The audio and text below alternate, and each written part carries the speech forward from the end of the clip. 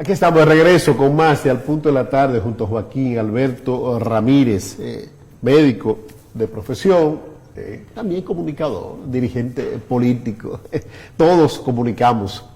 Mira, Joaquín, hace unos minutos concluyó la sesión de la Cámara de Diputados de la República Dominicana, donde se dio por terminado la lectura de los más de 400 artículos que conforman el Código Penal que la Cámara de Diputados ha decidido aprobar, dejando en el archivo el código que había aprobado ya el Senado de la República Dominicana. Esta es una nueva propuesta, pero una nueva propuesta que en el fondo es la misma que se aprobó en el Senado. Lo que pasa es que el artículo, lo que es el artículo 10 pasa a ser el artículo 15 o el artículo 20. Entonces llama mucho la atención que el presidente de la Cámara de Diputados, don Alfredo Pacheco Osoria, aquí yo he dicho en múltiples ocasiones y no me canso de decirlo, que es uno de los legisladores dominicanos más experimentados, porque tiene la fortuna de haber sido presidente de la Cámara de Diputados en dos ocasiones bastante distantes. Fue en el gobierno del presidente Hipólito Mejía. Presidente, un tiroteo. Exacto, sí, asumió la primera vez en una situación muy difícil. Y ahora pues la vida, el destino le tenía reservado volver a dirigir la Cámara de Diputados. Y por eso lo dirige con esa veteranía. Entonces me sorprendió bastante a mí que Alfredo Pacheco, a finales del pasado año 2021, pues hizo una rabieta, decía que ya no brega más con eso, va a dejar eso archivado ahí, y de repente pues reasumieron la discusión del Código Penal, que es tan necesario en nuestro país como auxiliar fundamental del sistema de justicia de la República Dominicana. Yo recuerdo muy bien cuando al inicio del presente siglo se aprobó en la Cámara Legislativa el moderno Código Procesal Penal. El Código Procesal Penal es el que, como su nombre lo dice, el que controla los procesos de aplicación del Código Penal. Entonces usted tiene un Código Procesal Penal moderno que se encarga de manejar un Código Penal obsoleto que tiene más de 200 años. Entonces como que no encajaba mucho esto, y justo en el año 2010 el país conoció la promulgación de una nueva Constitución, una de las constituciones más modernas que ha tenido la República Dominicana en las últimas décadas, después de la constitución del profesor Juan Bosch. Entonces, sin duda alguna, el promulgarse esa nueva constitución conlleva el acoplamiento de todo el sistema de leyes a esa constitución. Y ahí entonces es que se coloca en la palestra pública la discusión desde el año 2010, y estamos en el año 2021, la discusión de crear un nuevo código penal, un nuevo código civil, entre otros códigos del sistema de justicia para acoplarlo a esa constitución. Entonces, pero ha sido un fracaso total, porque el legislador entiende que debe ser monedita de oro y que debe caerle bien a todo el mundo. Y hay mucho cuidado con tocar, aunque sea con el pétalo de una rosa, las creencias religiosas. El famoso aborto, las famosas 3 causales.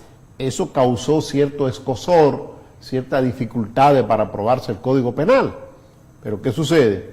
Se decidió dejar eso a un lado, legislar de manera independiente, separado esto para regir el aborto y las famosas 3 causales. Pero no fue lo único que provocó disturbio o ruido en el camino, sino también el sancionar los actos de corrupción. Los actuales legisladores, hoy mayoritarios, que abogaban por un sistema judicial que condenara los actos de corrupción, hoy abogaban por ser benévolos. Porque esto concluyera, Joaquín, es rápido, que se estableciera una sanción máxima para actos de corrupción que es violatorio al Código Penal, de no más de 7 años.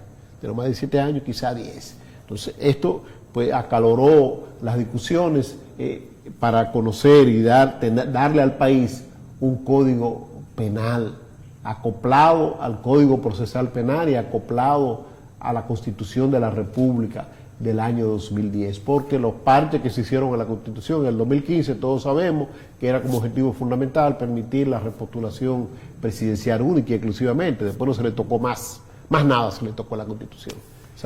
Joaquín. Bien, sí, realmente el Código Penal que el país tiene data de 138 años atrás, lo que quiere decir que está muy obsoleto con relación a la realidad del país, empezando con el rol de la mujer, que es uno de los temas que se está tocando ahora en este Código Penal. Recuerden que fue en el año 1942 cuando la mujer tuvo el derecho de votar. Señores, la independencia nacional fue en 1844 y entonces el derecho para que las mujeres votaran fue 98 años después, lo que significaba que la mujer era sencillamente un objeto, y así le hemos visto en muchos casos. La mujer no tiene derecho absolutamente a nada.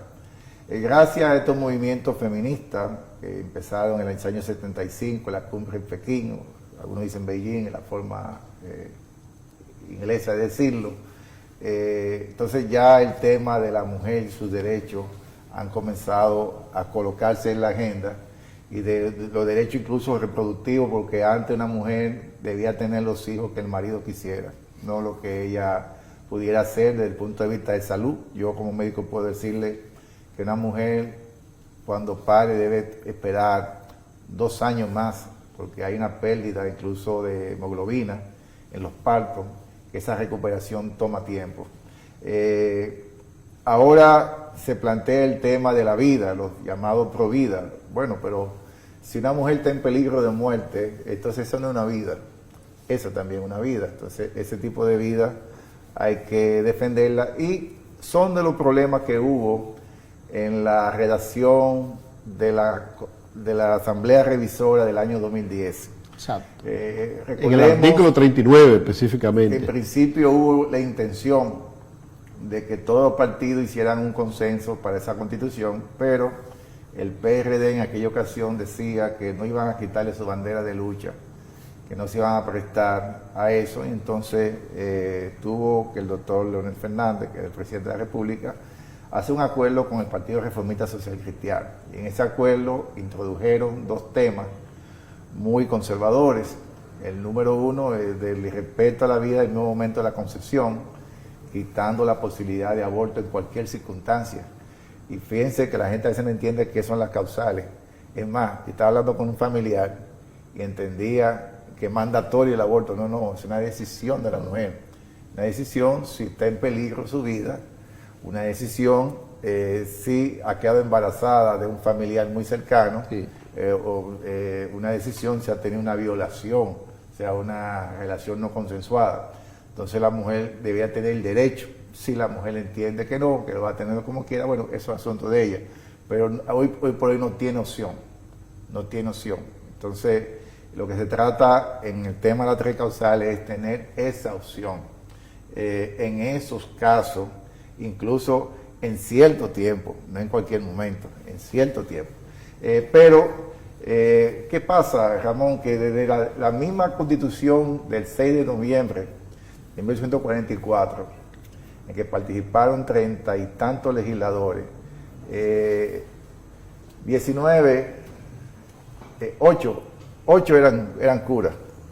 8 eran curas y participaban 19, los 32 había gente haciendo bulto, como decimos popularmente, que no asistían. Los que asistían generalmente son 19. Los constituyentes. Y 8 eran sacerdotes. O sea, nosotros venimos, es tan así que las primeras constituciones, hasta el 1907, establecía que la Iglesia Católica era la religión oficial del Estado. Sí. Bueno, sí. Hasta el 2010. No, hubo un truco. En el 1907 se quitó esa parte porque recordemos ahí a las negociaciones que había hecho Mont Cáceres con los Estados Unidos, y en Estados Unidos hay un cierto distanciamiento con esto, y lo pusieron como una de estas medidas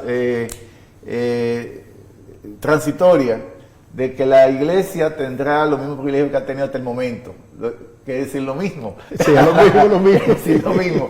Pero lo truquearon, ahí lo truquearon. Todavía yo observo cuando un presidente toma posesión, que se le pone la banda presidencial, jura solemnemente cumplir su cargo de presidente, se coloca en el espacio frontal del Congreso y recibe los 5 floreos, los 21 cañonazos, el himno nacional, cuando coge para la Iglesia Católica un Te Deum. Sí, al Te Deum. Al Te Deum. Sí. Todavía hoy por hoy el Palacio de Gobierno tiene una capilla, la San Rafael, por nombre del mismo generalísimo. Sí. Y entonces, ese problema de a quién responder, si al liderazgo político o religioso, es serio. En mi partido, el PLD, es una situación también dada porque la ideología que debería ser un alimento para el militante político se ha ido perdiendo y hemos caído en un pragmatismo. Entonces ustedes oyen gente que a veces desobedecen las líneas que trazan los dirigentes políticos porque ya ellos tienen una posición religiosa. Entonces esto ha afectado en cierta medida en la aprobación por parte del Congreso de este Código Penal porque a veces los dirigentes están trazando algo. Recordamos que el expresidente Danilo Medina observó ese proyecto precisamente por las 3 causales, Sí. lo devolvió, y sin embargo no ha habido manera de darle la vuelta a este tema. Aparentemente eso va a perimir, porque es bueno que conozcan nuestro querido telescucha, que la ley no es de un día para otro. Una ley empieza en una Cámara, se lee en 2 lecturas, se aprueba 2 veces, son la llamada lectura. Puede ser consecutiva, Sí. Si se declara de emergencia, El mismo día. o con 3 días. Pero tiene que hacerse las 2 lecturas. Entonces después pasa a la otra Cámara. Este salió del Senado, está en la Cámara de Diputados, y para aprobarse sin ningún inconveniente no podía quitarse ni una coma ni un acento. Tal cual, como llegue el proyecto, entonces aprobado en 2 lecturas, va ya el presidente. Entonces el presidente puede observarlo. Y si lo observa, entonces se devuelve otra vez el proyecto para pasar con una mayoría cualificada de una 2/3 partes. O sea, por eso es un sistema que habrá que discutirlo, ustedes que son juristas, Sí. porque nosotros copiamos mucho de muchos sitios. Esa situación de Senado y Cámara de Diputados viene de la independencia de los Estados Unidos, la primera constitución, porque fue un debate entre el Estado de Nueva Jersey y el Estado de Virginia, que decían, no, todos somos estados iguales. Entonces, bueno, vamos a resolver ese problema. En el Senado todos son iguales. El Senado del Pedernal, el senador, tiene un voto igual que el del Distrito Nacional. Igualito, aunque se haya sido electo con más votos. Ahora, otros dijeron, no, espérate, hay que tomar en cuenta la población. Entonces, ahí se adoptó el sistema de la Cámara de Diputados, que por una cantidad determinada de votantes. Por lo tanto, la provincia de Santo Domingo tiene evidentemente más diputados en el Congreso que Pedernales, que es la provincia más pequeña del país. Pero ese sistema de las 2 cámaras dificulta un tanto lo que es el tránsito que lleva la ley. Yo soy partidario de las cámaras unicamerales. Eso, por ejemplo, sucede en Perú. La Cámara es una Asamblea Nacional. Tuvo la misma Revolución Francesa, en mucho tiempo una Asamblea Nacional, una sola Cámara, y resolver eso ahí. Porque la ley es favorable a la población, cogen una lucha del carajo, Ramón, pero recuerda que cuando hubo una situación política, que ahí quiero concluir, la crisis en 1994, la Constitución se cambió en apenas 3 días. 3 días, sí, porque había una voluntad para hacerlo, había una voluntad para hacerlo, y 2 partidos de los 3 que tenían representantes en el Congreso de la Nación se pusieron de acuerdo, que fue el PLD y el Partido Reformista Social Cristiano, y el PRD también se sumó a esto porque era una forma de buscarle salida a esa crisis que se había producido producto de la inconformidad con los resultados electorales. Que Peña Gómez mandó a Tirsa Mía Ricard y no Selvano, que le cambiaron el 45 por el 50. Por el 50. Mira, hay algo importante de lo que tú decías, Joaquín Alberto, y me gustaría tratar, que es con relación a lo muy breve, con relación al sistema bicameral que tiene nuestro país, que es también refrendado por el Poder Ejecutivo, porque si el Poder Ejecutivo, aún ambas cámaras legislativas aprueben una determinada ley, es el Poder Ejecutivo el que tiene el poder del veto o de promulgación. Pero si esa ley vuelve como debe volver al Congreso de la Nación, y el Congreso de la Nación vuelve y la prueba intacta, indudablemente se convierte en ley. Ahí el Poder Ejecutivo sucumbe ante el Poder Legislativo. Pero con una mayoría cualificada. Exacto, no sí, exacto. Con la mayoría cualificada ahí sucumbe el Poder Ejecutivo ante el Legislativo. Por eso es que se dice que el primer poder del Estado es el Poder Legislativo.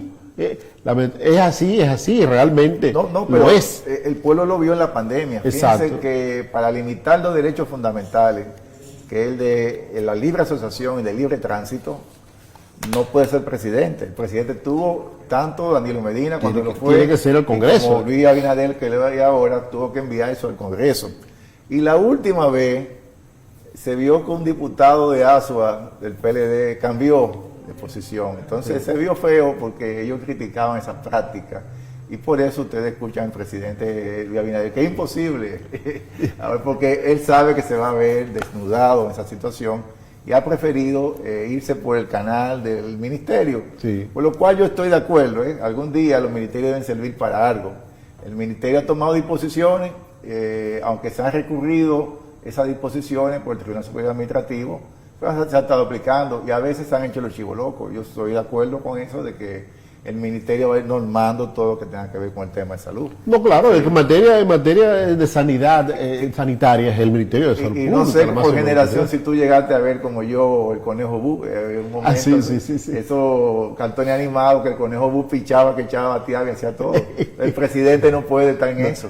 Bueno, pero es importante tener eso. Hay una frase que me gusta a mí siempre aplicar en este tipo de, cuando se habla en este tipo de temas, que el poder legislativo es el primer poder del Estado, sí. Pero el que manda vive al frente, el poder ejecutivo, porque es el que maneja los recursos, como decíamos al inicio. Bueno.